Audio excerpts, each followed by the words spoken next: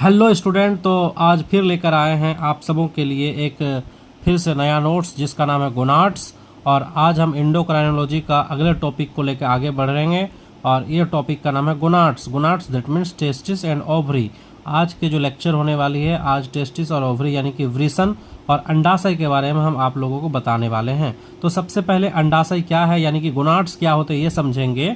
तो वह ऑर्गेन, ये नोट्स एक्चुअली में हिंदी में बनाया गया, हिंदी इंग्लिश मिक्स करके बनाया गया है, ठीक है। खिचड़ी जिसको हम लोग बोलते हैं, खिचड़ी बना दिए हैं नोट्स को, ना प्योर हिंदी है ना प्योर इंग्लिश है, ठीक है। तो वह ऑर्गेन जो गैमेट्स का फॉर्मेशन करता है उसे गोनाड कहते हैं। तो पहला पॉइंट में हम डायरेक्ट लिख दिए हैं कि जो गैमेट्स बनाते हैं, gametes that means sperm and ovum, sperm एवं बनाने वाले जो ऑर्गेन्स है उसे गोनाड्स कहते हैं। मेल के बॉडी में जो है वो टेस्टिस गोनाड्स कहलाएंगे और फीमेल के बॉडी में जो है वो ओवरी गोनाड्स कहलाएंगे, ठीक है। तो गोनाड्स जो है यहाँ पर दिखा रहे हैं हम कि जो गोनाड्स होते हैं, मेल गोनाड्स का नाम है टेस्टिस, जो क्या प्रोड्यूस करते हैं, मेल गैमेट। मेल गैमेट को क्या बोलते हैं, स्पर्म। और फीमेल गोनाड जो है वो फीमेल के बॉडी के अंदर जो फीमेल को, उसका नाम क्या है, ओवरी। ओवरी क्या निकालेगा, फीमेल गैमेट, जिसका नाम क्या है, ओवम। तो ये समझ रहे हैं आप, क्लियर बात है। अब सबसे पहले हम लोग मेल गोनाड पर चर्चा करेंगे। जो मेल गोनाड टेस्टिस है, जिसको हम हिंदी में वृषण कहते हैं, ये वृषण का जो है ना, ये दो काम होगा। कितने काम होगा, दो काम।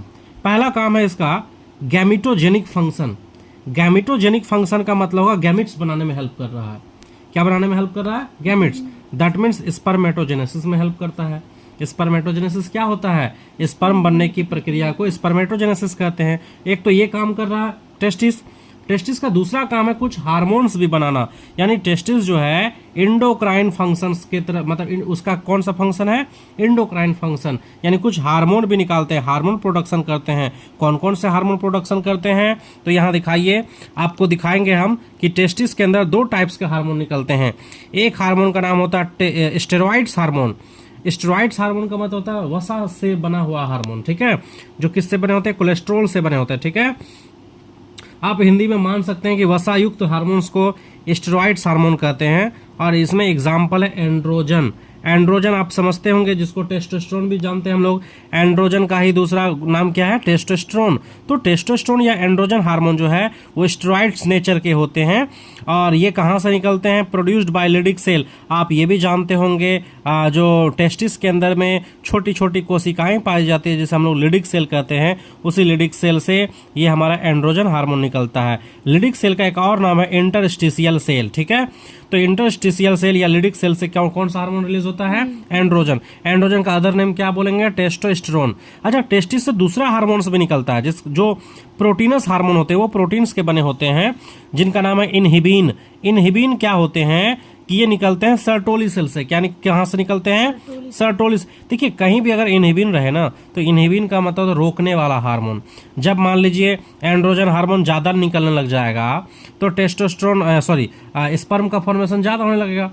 तो ज़्यादा स्पर्म का फॉर्मेशन ना हो, इसलिए इनहिबिन कभी कभी निकल जाता है, और इनहिबिन निकल के पिट्यूटरी ग्लैंड पे चला जाता है और बोलता है कि एफएसएच को निकलने से रोक देता है। किसको निकलने से, एफएसएच को। अब एफएसएच नहीं निकलेगा तो फिर हमारा एंड्रोजन हार्मोन्स जो है लिडिक सेल पे वो फंक्शन नहीं करेगा, यानी एंड्रोजन हार्मोन नहीं निकलेगा। एंड्रोजन हार्मोन नहीं निकलेगा तो स्पर्म नहीं बनेगा, ठीक है। तो इनहिबिन जो है ये क्या बोलते हैं उसको, एंड्रोजन के फंक्शन को जो है रोकता है, यानी स्पर्म बनने को रोकता है। और ये कहाँ से निकलता है, तो सर्टोली सेल से निकलता है। सर्टोली सेल का दूसरा नाम है सस्टेंटाकुलर सेल, या फिर इसको नर्स सेल के नाम से भी जानते हैं हम लोग, ठीक है। आप समझ गए होंगे इस चीज को। तो अब आगे बढ़ते हैं हम। तो यहाँ पर सबसे पहले बात करेंगे कि जो हमारा स्टेरॉइड्स हार्मोन है, सबसे पहले स्टेरॉइड हार्मोन जो होते हैं, जिसको हम टेस्टोस्टेरोन या फिर लिडिक सेल के नाम से, टेस्टोस्टेरोन या एंड्रोजन हार्मोन के नाम से जानते हैं, तो वो कहाँ से निकलता है, लिडिक सेल से निकलता है, जिसका नाम है इंटरस्टिशियल सेल। तो लिखा हुआ सीक्रेट एंड्रोजन, यानी लिडिक सेल जो है ये क्या निकालते हैं, एंड्रोजन निकालते हैं। और एंड्रोजन जो है ये मेल सेक्स स्टेरॉइड्स हार्मोन होते हैं। अगर आपसे पूछे कि मेल सेक्स हार्मोन का नाम बताइए तो आप एंड्रोजन बोल सकते हैं। एंड्रोजन की जगह टेस्टोस्टेरोन भी आप बोल सकते हैं, ठीक है। लिखा हुआ androgen is A category, androgen group hormones का एक कैटेगरी है ऑफ स्टेरॉइड्स हार्मोन, यानी स्टेरॉइड्स हार्मोन के कैटेगरी जो है वो एंड्रोजन हार्मोन है। एंड्रोजन हार्मोन ग्रुप है, समझ लीजिए, उस ग्रुप का नाम है जिसमें कई प्रकार के स्टेरॉइड्स हार्मोन को रखा गया, जैसे टेस्टोस्टेरोन को रखा गया है, डीएचटी। डीएचटी क्या होता है? डाईहाइड्रोटेस्टोस्टेरोन होता है। ये हार्मोन्स, ध्यान दीजिएगा, अगर ये हार्मोन किसी के बॉडी में ज़्यादा निकलने लगेगा ना, उसी से हेयर लॉस होता है। समझ गए बात को? तो ये जो हार्मोन है डीएचटी हार्मोन, अगर किसी मेल में या फीमेल में अगर हार्मोन ये ज़्यादा निकलने लग जाए तो इससे हेयर लॉस होता है। बाल का जो झड़ना है यही सबसे बड़ा मेन रीज़न है। यही हार्मोन्स किसी में ज़्यादा निकलेगा ना तो उसका बाल जो है झड़ जाएगा। समझ रहे हो बात को? इसको बोलते हैं डीएचटी। डीएचटी टेस्ट होता है। अगर मान लीजिए आपका बाल का ट्रीटमेंट करने गए हैं आप, तो सबसे पहले आपका डीएचटी टेस्ट होगा कि आपके बॉडी के अंदर में डाईहाइड्रोटेस्टोस्टेरोन कितना है। अगर ये लेवल ठीक है तब वो दूसरा रीज़न होगा, लेकिन अगर ये लेवल ज़्यादा है दैट मीन्स ये मेन रीज़न होता है बाल झड़ने का। ठीक है। और तीसरे टाइप्स का जो हार्मोन है उसका नाम है एंड्रोस्टेनोडियोन। एंड्रोस्टेनोडियोन्स। तो ये 3 टाइप्स के जो हार्मोन है, ये तीनों हार्मोन्स को एंड्रोजन ग्रुप में रखा गया है। तो एंड्रोजन एक ग्रुप है जिसमें जो स्टेरॉइड्स हार्मोन को रखा गया है, और ये तीनों का जो नाम बता रहे हैं हम, ये स्टेरॉइड्स हार्मोन है। और ये टेस्टोस्टेरोन जो है ज़्यादातर ज़्यादा निकलते हैं हम लोग के बॉडी के अंदर में। ये ज़्यादा निकलेगा तो कोई दिक्कत नहीं, लेकिन डीएचटी ज़्यादा नहीं निकलना चाहिए। ठीक है। चलिए यहाँ पर थोड़ा सा एक चित्र को दिखाएंगे हम। ये जो है आप जानते हैं ये कौन सा ग्लैंड है? पिट्यूटरी ग्लैंड है। ठीक है। पिट्यूटरी ग्लैंड के ऊपर में कौन सा ग्लैंड होता है? हाइपोथैलेमस। हाइपोथैलेमस से एक हार्मोन्स निकलता है, उसका नाम है जीएनआरएच। जीएनआरएच क्या होता है? इसका फुल फॉर्म है गोनेडोट्रोपिक रिलीजिंग हार्मोन। यानी ये जब हार्मोन यहाँ एंटीरियर पिट्यूटरी पे पड़ता है तब जाके एंटीरियर पिट्यूटरी से एक हार्मोन निकलता है जिसका नाम है एलएच या फिर आईसीएसएच। ठीक है। तो एंटीरियर पिट्यूटरी पे कुछ सेल होते हैं, उस सेल का नाम है गोनेडोट्रॉप सेल। गोनेडोट्रॉप सेल कौन से सेल होते हैं? जिससे कि गोनेडोट्रोपिक हार्मोन निकलेंगे। एलएच हार्मोन या आईसीएसएच हार्मोन को हम गोनेडोट्रोपिक हार्मोन भी बोलेंगे। क्यों बोलेंगे गोनेडोट्रोपिक? क्योंकि जो हार्मोन्स गोनाड्स पे जाते हैं, कहाँ पर जाते हैं? गोनेड्स पे जाते हैं, यानी टेस्टिस या ओवरी पे जाके काम करेगा, वो सारे हार्मोन को गोनेडोट्रोपिक हार्मोन कहते हैं। और गोनेडोट्रोपिक हार्मोन गोनेडोट्रॉप सेल से निकलते हैं, जो कि गोनेडोट्रॉप सेल कहाँ होते हैं? एंटीरियर पिट्यूटरी पे होते हैं। ठीक है। तो जैसे जीएनआरएच एंटीरियर पिट्यूटरी पे पड़ा और एंटीरियर पिट्यूटरी क्या निकाल दिया? एलएच हार्मोन, या इसी का दूसरा नाम है आईसीएसएच हार्मोन। ठीक है। आईसीएसएच का पूरा नाम है इंटरस्टिशियल सेल स्टिमुलेटिंग हार्मोन। यानी ये जो हार्मोन है एक सेल को स्टिमुलेट करेगा। बोलोगे सर कौन सा सेल को स्टिमुलेट करेगा?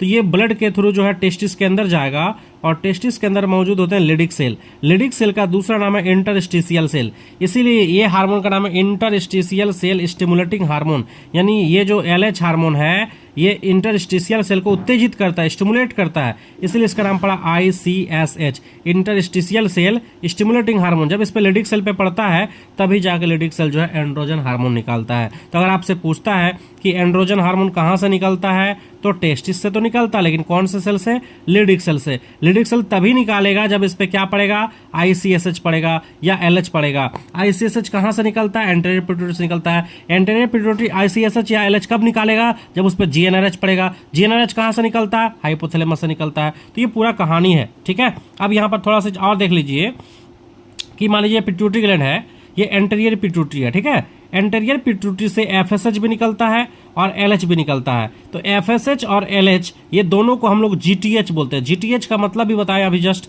Gonadotropic hormone. यानी जो हार्मोन गोनेड्स पे पहुंचता है। एफएसएच भी कहाँ पहुंचेगा? गोनाड में या टेस्टिस में पहुंचेगा।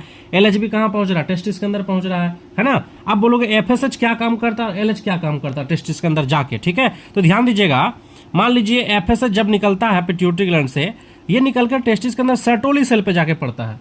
किस सेल पे पड़ता है? सर्टोली सेल पे पड़ता है एफएसएच। तुमसे पूछ सकता है कि एफएसएच का टारगेट सेल का नाम बताइए, तो क्या बोलोगे? Sertoli cell. सर्टोली सेल कहाँ पाया था? टेस्टिस के अंदर। तो टेस्टिस के अंदर जो सर्टोली सेल है, जैसे एफएसएच पड़ेगा तब सर्टोली सेल निकाल देगा एबीपी। क्या निकाल देगा? एबीपी। एबीपी का पूरा नाम है एंड्रोजन बाइंडिंग प्रोटीन। क्या नाम है? Androgen binding protein. अब बोलोगे ये निकल के क्या किया?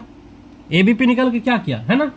तो एबीपी निकल के चला जाएगा इस लिडिक सेल के पास। किसके पास चला जाएगा? लिडिक सेल के पास। लिडिक सेल के पास क्यों गया?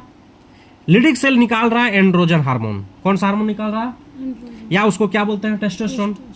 तो एबीपी गया लिडिक सेल के पास और लिडिक सेल को बोला कि आप जो हार्मोन्स निकाले वो हमको दे दीजिए। यानी एंड्रोजन हार्मोन को क्या कर लिया? पकड़ लिया। कौन पकड़ लिया? एबीपी। एबीपी क्या इस हार्मोन को क्या कर लिया? पकड़ लिया, और पकड़ के लेके चला गया इस ट्यूब के अंदर। एक ट्यूब होता है टेस्टिस के अंदर जिसको नाम है सेमिनिफेरस ट्यूब्यूल्स। तो सेमिनिफेरस ट्यूब्यूल्स के अंदर चला गया और जर्म सेल को जाके दे दिया। ये एंड्रोजन हार्मोन किसको जाके दे दिया, जर्म सेल को जाके दे दिया, ठीक है। और जैसे जर्म सेल पे ये एंड्रोजन हार्मोन पड़ेगा तो जर्म सेल क्या बना देगा, स्पर्म बना देगा। यानी जर्म सेल स्पर्म बनाता है, लेकिन कब बनाएगा, जब इस पे क्या पड़ेगा, एंड्रोजन हार्मोन। और इस एंड्रोजन हार्मोन को यहाँ लाएगा कौन, एबीपी लाएगा। एबीपी कहाँ से निकला, सर्टोली सेल से निकला। कब निकला, जब उस पे एफएसएच पड़ा। तो बिना एफएसएच का सर्टोली सेल एबीपी नहीं निकालेगा। एबीपी नहीं निकलेगा तो ये जो एंड्रोजन हार्मोन है जर्म सेल तक नहीं पहुंचेगा। जर्म सेल तक एंड्रोजन हार्मोन नहीं पहुंचेगा तो जर्म सेल स्पर्म नहीं बनाएगा। स्पर्म नहीं बनेगा तो पूरा प्रोसेस नहीं होगा। समझ रहे बात को। तो बहुत लंबा प्रोसेस है ये। अगर आपसे पूछता है एफएसएच का फंक्शन बताइए, तो एफएसएच फाइनली क्या करवा रहा है, स्पर्म बनाने में हेल्प कर रहा है। तो ये पूरा प्रोसेस है। देखिए ये सारे चीज हम पढ़ा चुके हैं ह्यूमन रिप्रोडक्शन में। अगर आपको और डिटेल्स में समझना है या अच्छे बोर्ड में मेरे द्वारा हमको देख देख कर अगर समझना है तो आप मेरा ह्यूमन रिप्रोडक्शन का लेक्चर को देखिए, वहाँ पर समझाए हैं कि टेस्टिस का स्ट्रक्चर कैसे होता है, उसके अंदर टेस्टिस के अंदर और कौन कौन से संरचना होती है, सेमिनिफरस ट्यूब्यूल्स कैसे होती है, उसके अंदर स्पर्म कैसे बनता है, वो यहाँ जो भी बताएं इसको डिटेल्स में बताया गया है। तो आप वहाँ भी एक बार जाके देखिएगा। तो टेस्टिस और ओवरी दोनों को हम समझाए हैं, ठीक है। तो फिलहाल तो ये ग्रेजुएशन यानी कि यूजी के नोट्स के लिए हम बना रहे हैं, तो नोट्स में हम उतना ज़्यादा यहाँ पर हर चीज़ नहीं छाप सकते, हर चीज़ नहीं बता सकते हैं। इसलिए अगर आपको ज़्यादा अच्छे से नॉलेज चाहिए, ज़्यादा डिटेल्स में चाहिए, तो आप वो वीडियो को जाके देखिए, ठीक है। तो फिलहाल हम यहाँ पर एफएसएच का फंक्शन जान चुके हैं। अब बात करेंगे एलएच का। एलएच निकल के कहाँ गया, तो एलएच जब पिट्यूटरी ग्लैंड से निकला तो ये निकल के चला गया लिडिक सेल के पास।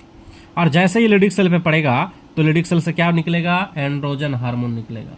और इस एंड्रोजन हार्मोन को कौन पकड़ लेगा, एबीपी पकड़ लेगा। एबीपी पकड़ के कहाँ लेके जाएगा, जर्म सेल के पास। और जर्म सेल से क्या बन जाएगा, स्पर्म बन जाएगा, ठीक है। नहीं समझ में आया बात, दोनों जर्म सेल पकड़ेगा। हाँ दोनों स्पर्म बनाएगा।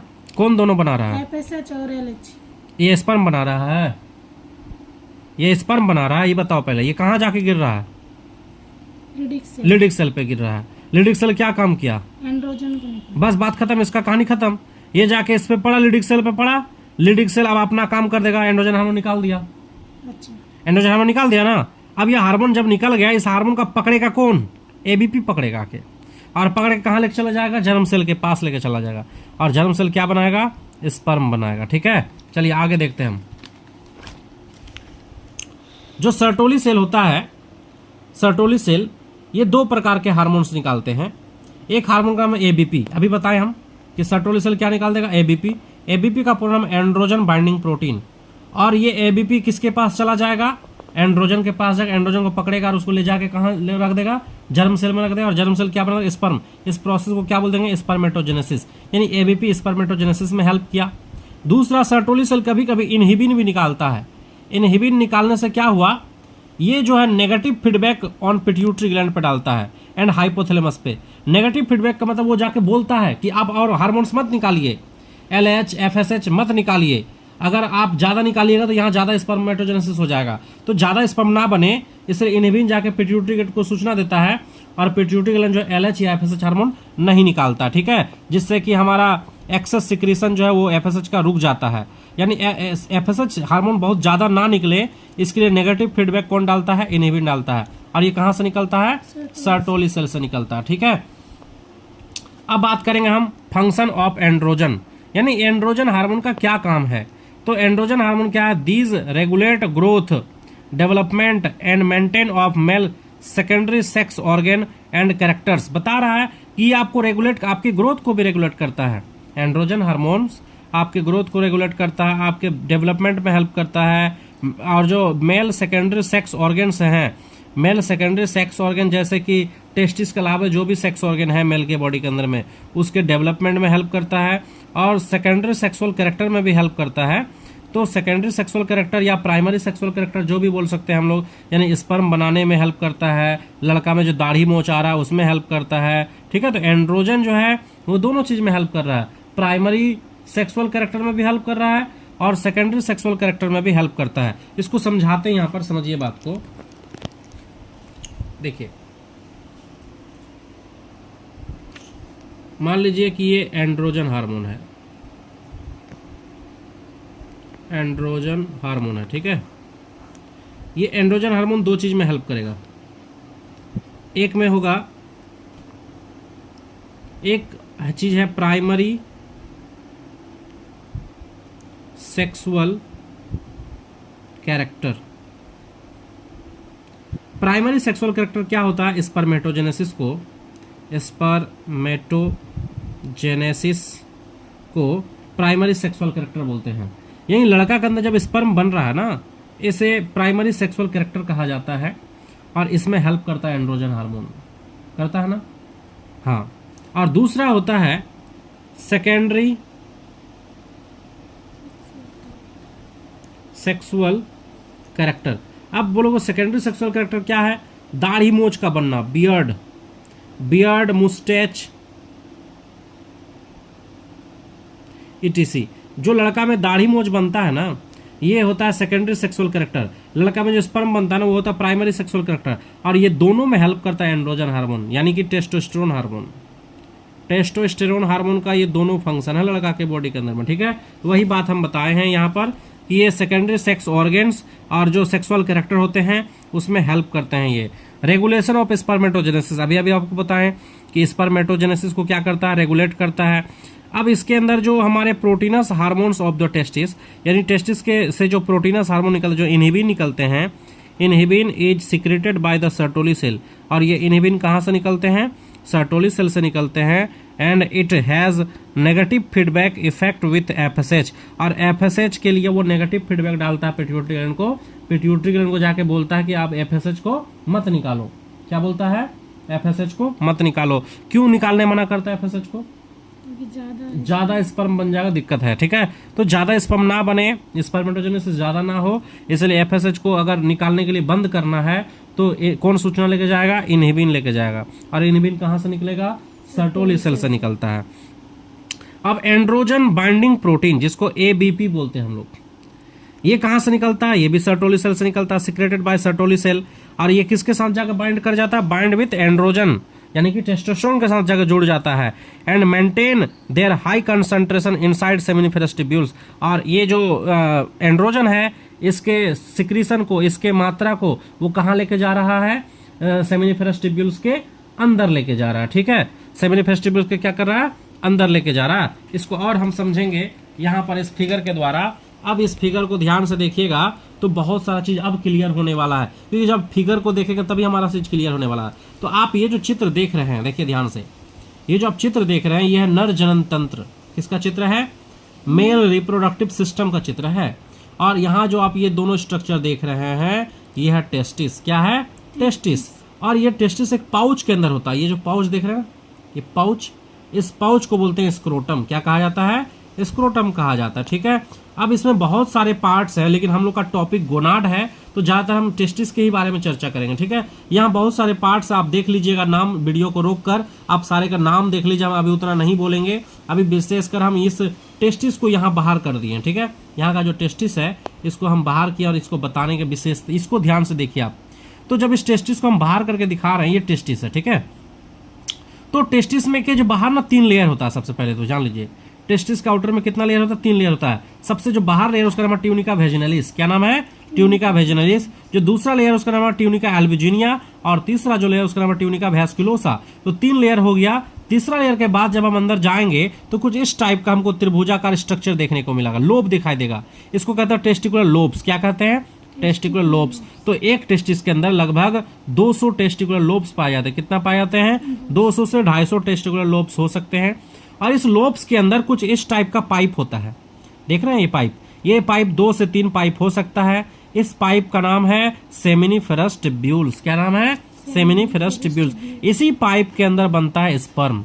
यानी अगर आपसे पूछा जाए कि स्पर्म कहाँ बनता है तो क्या बताइएगा? सेमिनिफेरस ट्यूब्यूल्स के अंदर। अब ये जो तीनों पाइप है, ये तीनों पाइप के बीच में कुछ छोटे छोटे सेल होते हैं, और यही वो छोटा छोटा सेल है जिसका नाम क्या है? लिडिक सेल, जिससे कि टेस्टोस्टेरोन हार्मोन निकलता है, ठीक है। बताया था ना। अब सवाल पूछेगा लिडिक सेल कहाँ पाया जाता है, तो क्या बोलोगे?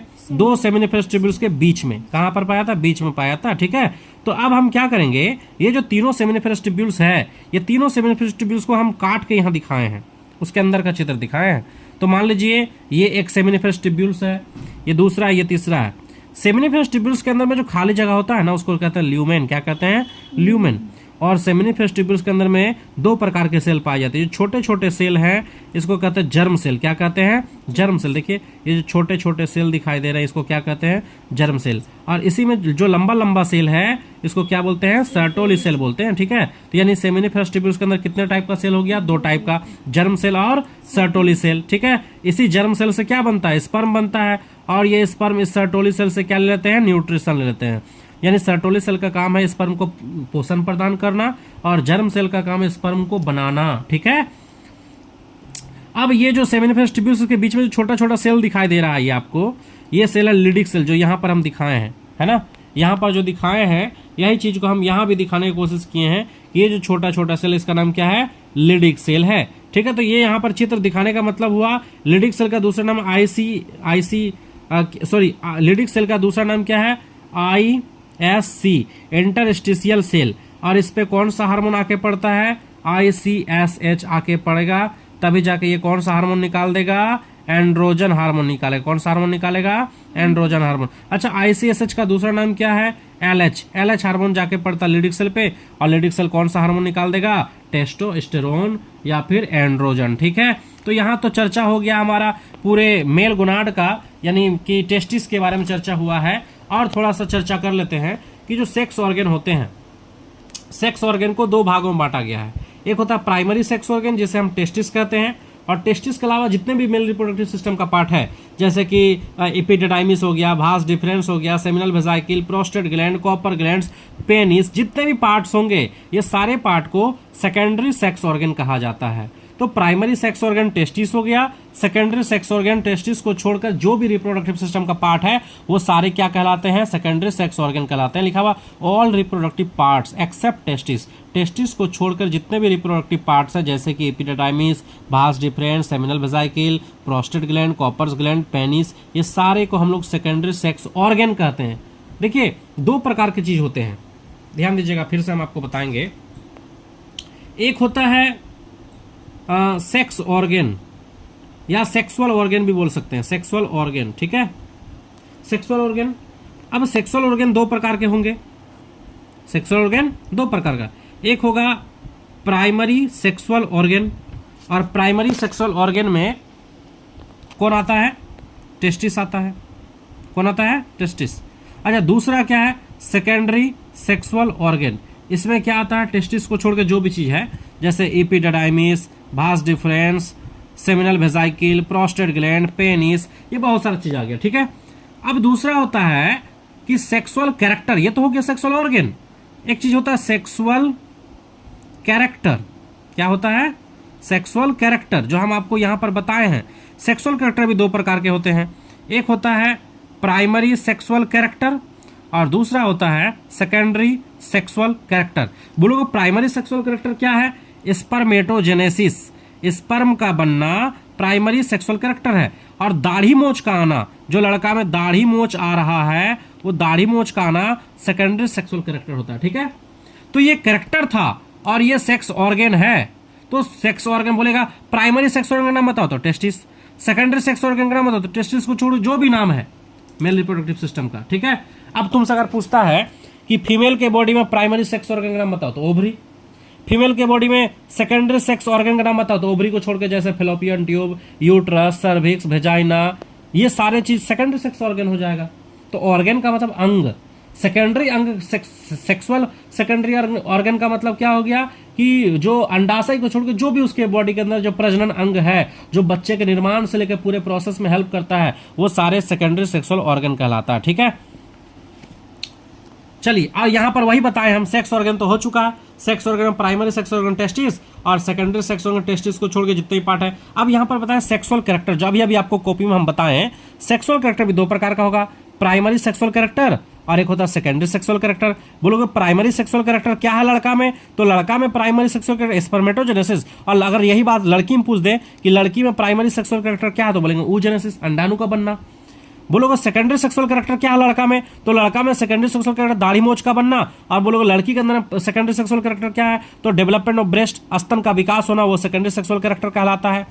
तो फाइनली अब हम लोग आगे बढ़ते हैं, जो मेल गोनाड होता है जिसको टेस्टिस कहते हैं, तो टेस्टिस का फॉर्मेशन एब्डोमेन में ही होता है, यानी जब बच्चा अपने माँ के पेट में रहता है ना, तो बच्चा का टेस्टिस कहाँ बनता है? उसी के पेट में बनता है। यानी बच्चा का एब्डोमेन में टेस्टिस का निर्माण होता है, और जब बच्चा लगभग 7 महीने का हो जाता है तब उसके पेट से निकलकर वो जो टेस्टिस है उसके जो स्क्रोटम है उसके स्क्रोटम में आ जाता है। जब लड़का कितने महीने का होगा? 7 महीने का होगा। जब अपने माँ के गर्भ में रहेगा लड़का, तब उसके पेट से निकलकर वो टेस्टिस कहाँ पहुँच जाएगा? इसके स्क्रोटम में पहुँच जाता है। ठीक है।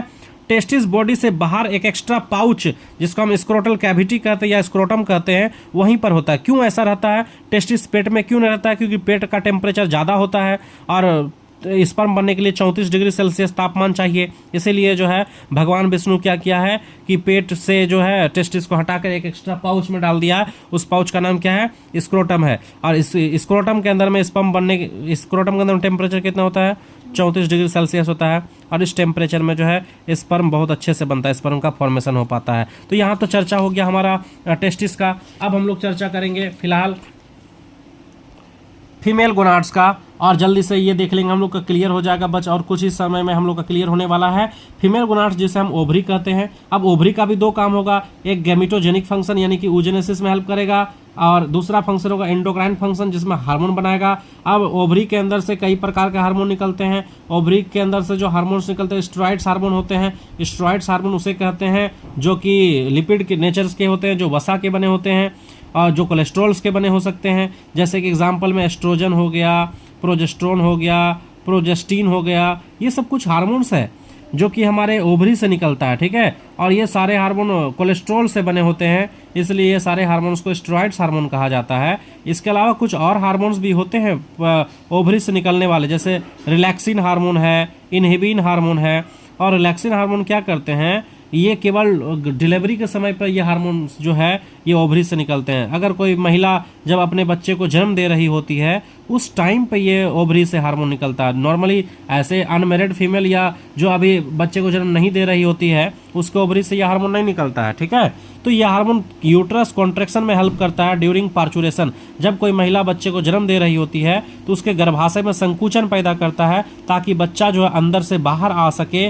और ये हार्मोन का कौन सा हार्मोन निकलता है? रिलैक्सिन हार्मोन निकलता है जो कि डिलीवरी के समय में ही निकलता है। दूसरा इनहिबिन हार्मोन्स होता है। इनहिबिन हार्मोन वही क्या काम करता है? एफएसएच और एलएच के सिक्रेशन को क्या करता है? रोकता है। मान लीजिए कि फीमेल के बॉडी के अंदर बहुत ज़्यादा प्रोसेस चल रहा है पूरे, मतलब कि जैसे कि oogenesis का प्रोसेस हो गया या और भी कोई प्रोसेस हो गया, ब्रेस्ट का डेवलपमेंट हो गया कंटिन्यू, अब ज़्यादा ना हो जाए ये सब चीज़ का डेवलपमेंट, इसके लिए एफएसएच और एलएच को रोकने वाला हार्मोन्स कौन है? इनहिबिन है, जो कि ओवरी से ही निकलता है, अंडाशय से ही निकलता है। ठीक है। तो ये तो हो गया हार्मोन्स का चर्चा।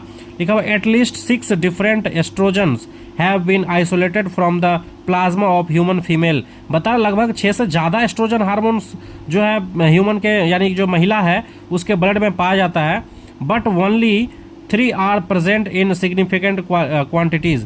लेकिन बताया कि 3 ऐसे हार्मोन्स हैं एस्ट्रोजन हार्मोन्स जो बहुत ज़्यादा यूज़फुल होते हैं, जो बहुत ज़्यादा क्वांटिटीज़ में पाए जाते हैं। वो कौन कौन से हार्मोन है? जैसे कि बीटा एस्ट्राडियोल, एस्ट्रोजन का टाइप है ये सब। ठीक है। एस्ट्रोजन हार्मोन लगभग 6 प्रकार के होते हैं ब्लड में। लड़कियों के ब्लड में यानी महिला के ब्लड में एस्ट्रोजन हार्मोन कितने प्रकार के होते हैं? 6 प्रकार के होते हैं। उसमें से 3 ऐसे एस्ट्रोजन हार्मोन हैं जो बहुत ज़्यादा क्वांटिटीज़ में पाए जाते हैं, जिसका अच्छा फंक्शन है, जिसका अच्छा रोल है। जैसे बीटा एस्ट्राडियोल हो गया, एस्ट्रोन्स हो गया और एस्ट्रियोल हो गया। तो ये 3 टाइप्स के एस्ट्रोजन हार्मोन है जो महिला के ब्लड में पाए जाते हैं। ठीक है। अब लिखा हुआ है कि इन ए नॉन प्रेग्नेंट वुमेन्स, अगर एक नॉन प्रेग्नेंट वुमेन्स यानी जो गर्भवती नहीं है, the most abundant estrogen is estradiol. Estradiol estradiol यानी ये वाला जो हार्मोन है एस्ट्राडियोल, सॉरी ये वाला बीटा एस्ट्राडियोल, ये ज़्यादा निकलता है। यानी जो नॉन प्रेग्नेंट वुमेन्स है, जो अभी गर्भवती नहीं हुई है, उनके अंडाशय से कौन सा एस्ट्रोजन निकलता है? तो बोलेंगे बीटा एस्ट्राडियोल एस्ट्रोजन बहुत ज़्यादा मात्रा में निकलता है। ये सब निकलता है लेकिन ये सब कम क्वांटिटीज़ में निकलता है, ज़्यादा क्वांटिटीज़ में बीटा एस्ट्राडियोल निकलते हैं। अब हम आपको ले चलेंगे अंडाशय के स्ट्रक्चर की ओर। ठीक है। तो देखिएगा, तो आप देख सकते हैं आपके सामने में ये जो चित्र है, ये फिगर है एक ह्यूमन फीमेल का ओवरीज का फिगर है। आपको ये सारे चीज़ों को यहाँ पर बहुत ज़्यादा लेंदी लग रहा होगा, बहुत सारे नाम है, तो एक एक बारीकी से हम आपको नाम और उसका काम वगैरह सब कुछ समझाएंगे, आप बस ध्यान से देखते रहिएगा। तो सबसे पहले ऊपर में हम हेडिंग किए हैं ओवरी। ये क्या ओवरी है, और फीमेल के बॉडी के अंदर में 1 पेयर ओवरी पाया जाता है। ओवरी का अगर लेंथ का बात करें तो 2 से 4 सेंटीमीटर होता है। अब यहाँ स्ट्रक्चर को देखिए जरा सा, बता रहा ओवरी के सबसे बाहर जो लेयर है, सबसे बाहर, सबसे फर्स्ट लेयर, इसका नाम विसरल पेरिटोनियम। क्या नाम है? Visceral peritoneum. ये फर्स्ट लेयर है ओवरी का। दूसरा, अंदर जब हम बाहर से अंदर की ओर आएंगे तो सबसे बाहर विसरल पेरिटोनियम, सेकंड नंबर पे होगा जर्मिनल एपिथेलियम, और थर्ड नंबर पे जो लेयर है उसका नाम है ट्यूनिका एल्बुजिनिया। यानी ओवरी के अंदर भी 3 दीवार है, जैसे टेस्टिस के अंदर 3 दीवार था, ओवरी के अंदर भी 3 दीवार है। अब ये तीनों दीवार के अंदर में जब हम जाएंगे, मान लीजिए ओवरी के अंदर खाली जगह, ये पूरा ओवरी के अंदर ये जो पूरे खाली जगह है, ये पूरे खाली जगह को स्ट्रोमा कहा जाता है। क्या कहा जाता है? स्ट्रोमा। ठीक है, ये पूरे अंदर का जो लिक्विड है उसको स्ट्रोमा कहते हैं, पूरे स्पेस को स्ट्रोमा कहेंगे। अब स्ट्रोमा का भी 2 पार्ट होगा। ये साइड साइड में किनारे किनारे जो पार्ट्स आप देख रहे हैं, स्ट्रोमा का जो साइड साइड पार्ट है जहां ये सारे स्ट्रक्चर को बनाया गया है, तो ये सारे पार्ट्स को बोला जाता है कोर्टेक्स। क्या कहा जाता है? कोर्टेक्स। यानी आउटर स्ट्रोमा, यानी साइड साइड में जो स्ट्रोमा है, ये सारे स्ट्रोमा को कोर्टेक्स कहते हैं। और सेंटर पे जो स्ट्रोमा है, सेंटर के जो खाली जगह है, यानी इनर स्ट्रोमा जो है, इसे मेडुला कहा जाता है। तो अंडाशय के अंदर जो स्ट्रोमा है उसे 2 भागों में बांटा गया है। आउटर साइड के स्ट्रोमा को कोर्टेक्स कहा जाता है, और इनर यानी सेंटर साइड के जो स्ट्रोमा है उसे मेडुला कहा जाता है। ठीक है, अब आप बात करते हैं, हम कहानी स्टार्ट करते हैं यहाँ से। यहाँ पर बहुत सारे उगोनियम जमा रहता है महिला के अंडाशय के अंदर में। ये उगोनियम महिला जन्म से मतलब माँ के बॉडी से, यानी कि गर्भाशय से लेके आती है। अब जन्म से पहले ही महिला के जो अंडाशय है इसके अंदर में उगोनियम बन के रहता है, यानी इसी को लेके महिला जन्म लेती है। और फिर जब वो महिला किशोरावस्था में पहुंचती है तो एक एक उगोनियम आगे बढ़ता है और वो सेकेंडरी ओसाइट यानी अंडाणु बनकर वो बाहर निकलता। प्रत्येक महीना ये प्रोसेस चलते रहती है, और जिस महीना में ये सेकेंडरी ओसाइट, ये जो उगोनियम बाहर निकल कर अगर शुक्राणु से मिल जाता है तो वो फिर बच्चे बनने का प्रोसेस चलता है, और ये पूरा प्रक्रिया 9 महीने तक बंद हो जाता है। क्यों? क्योंकि जब बच्चा 9 महीने तक गर्भाशय के अंदर रहता है तो अंडाशय के अंदर कोई प्रक्रिया नहीं चलती है। अगर बच्चे का निर्माण नहीं होता, यानी कि फर्टिलाइजेशन नहीं होता है, तो हर महीने ये प्रोसेस चलते रहता है। तो अंडाशय के अंदर ये प्रोसेस कब रुक जाता है?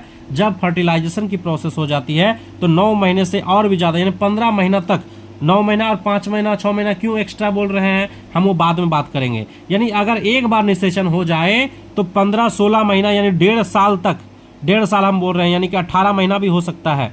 तो 18 महीना या 15 महीना तक अंडाशय के अंदर में प्रोसेस बंद रहता है। यानी महिला के अंदर में बच्चे जन्म देने के बाद भी लगभग 5 से 6 महीना मेंस्ट्रुअल साइकिल बंद रहता है। तो ये पूरा कहानी क्या है नहीं है, आप डिटेल्स में जानने के लिए मेरा ह्यूमन रिप्रोडक्शन का लेक्चर जाके देखिए, आपको समझ में आएगा। चलिए फिलहाल हम यहाँ बात करते हैं। उगोनियम है। उगोनियम जब आगे बढ़ा, एक उगोनियम आगे बढ़ा, तो इसका नाम है प्रीमोर्डियल फॉलिकल। क्या नाम है? Primordial follicle. अब ये प्राइमोर्डियल फॉलिकल थोड़ा सा और आगे बढ़ा तो इसका नाम हो गया प्राइमरी ओसाइट। और प्राइमरी ओसाइट के चारों ओर कुछ छोटे छोटे सेल जो होते हैं वो सेल आके जुड़ जाते हैं, जिसको पूरे स्ट्रक्चर को हम प्राइमरी फॉलिकल बोलते हैं। अब ये प्राइमरी फॉलिकल बनते हैं सेकेंडरी फॉलिकल, सेकेंडरी फॉलिकल से बनता है टर्सरी फॉलिकल, टर्सरी फॉलिकल के बाद बनते हैं ग्राफियन फॉलिकल। ठीक है, और फिर इस ग्राफियन फॉलिकल के अंदर में हमारा डेवलप होता है सेकेंडरी ओसाइट। क्या बन जाते हैं? सेकेंडरी ओसाइट बनते हैं। ठीक है, तो ये सेकेंडरी ओसाइट यानी कि यहाँ से लेकर ये पूरा जर्नी जो है, ये ग्राफियन फॉलिकल बनने में कितने दिन का समय लगता है? 14 दिन का समय लगता है। कितने दिनों का समय लगता है? 14 दिनों का समय लगता है। और ये जो पूरा प्रोसेस चल रहा है ये FSH हार्मोन की वजह से चलता है। यानी कि यहाँ पर एक हार्मोन पड़ता है ओवरी पे जिसका नाम क्या है? FSH। और ये हार्मोन कितने दिन तक पड़ता है? 14 दिन तक पड़ता है, जिससे कि यह पूरा प्रोसेस चलता है। ठीक है, और यहाँ पर फिर ये जो ग्राफियन फॉलिकल के अंदर सेकेंडरी ओसाइट है इसको बाहर निकलना होता है। ये बाहर निकल के कहाँ जाएगा? फेलोपियन ट्यूब में जाएगा। तो यहाँ पड़ेगा एक LH हार्मोन। कौन सा हार्मोन पड़ेगा? LH hormone. जैसे LH हार्मोन पड़ेगा तो अंडाशय का दीवार टूटेगा, ग्राफियन फॉलिकल का दीवार टूटेगा, और इसके अंदर जो सेकेंडरी ओसाइट है वो बाहर निकल जाएगा। इस प्रोसेस को हम क्या बोल देंगे? ओवुलेशन बोल देंगे। और ये सेकेंडरी ओसाइट कहाँ पहुँच जाएगा? फेलोपियन ट्यूब में पहुँच जाएगा। ठीक है, अब ये क्या हुआ कि गर्भाशय का दीवार अंडाशय का दीवार जब टूटा और ये जो ग्राफियन फॉलिकल है, ruptured Graafian follicles plus ruptured wall of the ovary, ये टूट कर यहाँ पर जमा हो जाता है। इस जगह पर ये सब सेल आके यहाँ जमा हो जाता है। ये सारे कोशिकाओं को हम लोग कहते हैं कॉर्पस ल्यूटियम। क्या कहते हैं? Corpus luteum. ये येलो कलर के होते हैं और ये कॉर्पस ल्यूटियम जो है एक हार्मोन्स बनाते हैं, उस हार्मोन्स का नाम है प्रोजेस्टेरोन हार्मोन, प्रोजेस्टेरोन हार्मोन। तो प्रोजेस्टेरोन हार्मोन का सिक्रीशन कहाँ से होता है, तो कॉर्पस ल्यूटियम से होता है, और लगभग ये 10 दिन तक ये जो है ये हार्मोन निकालता है, प्रोजेस्टेरोन हार्मोन, कॉर्पस ल्यूटियम। और 10 दिन के बाद अगर मान लीजिए फर्टिलाइजेशन नहीं हुआ तो 10 दिन के बाद अब ये हार्मोन्स नहीं निकालेगा और ये इनएक्टिव हो जाएगा, ये धीरे धीरे डिस्ट्रॉय हो जाएगा। और जब ये इनएक्टिव हो जाता है यानी जब ये हार्मोन्स निकालना बंद कर देता है तब उसको बोलते हैं कॉर्पस एल्बिकेंस। यानी कॉर्पस ल्यूटियम और कॉर्पस एल्बिकेंस में क्या फ़र्क है, कॉर्पस ल्यूटियम जब वो एक्टिव फॉर्म में रहेंगे, जब वो प्रोजेस्टेरोन हार्मोन निकालेगा तब कॉर्पस ल्यूटियम, और जब वो प्रोजेस्टेरोन हार्मोन निकालना बंद कर देगा तब उसको क्या बोल देंगे, कॉर्पस एल्बिकेंस बोलेंगे। इसका कलर भी चेंज होगा, ये व्हाइट कलर का होगा, जब ये फंक्शन होगा तब ये येलो कलर के होते हैं, ठीक है। और धीरे धीरे ये जो कॉर्पस एल्बिकेंस है ये डिजनरेट हो जाएगा, समाप्त हो जाएगा, और फिर से ये प्रोसेस चलेगा। तो ये तो था हमारा यानी कि अंडाशय का पूरा स्ट्रक्चर। तो आई होप आपको समझ में आया होगा वीडियो, और वीडियो को अगर पसंद आया है आपको या अगर आपको समझ में आ रहा है तो वीडियो को लाइक कीजिए, शेयर कीजिए और सब्सक्राइब कीजिए अगर हमारे चैनल में आप नए हैं तो। धन्यवाद।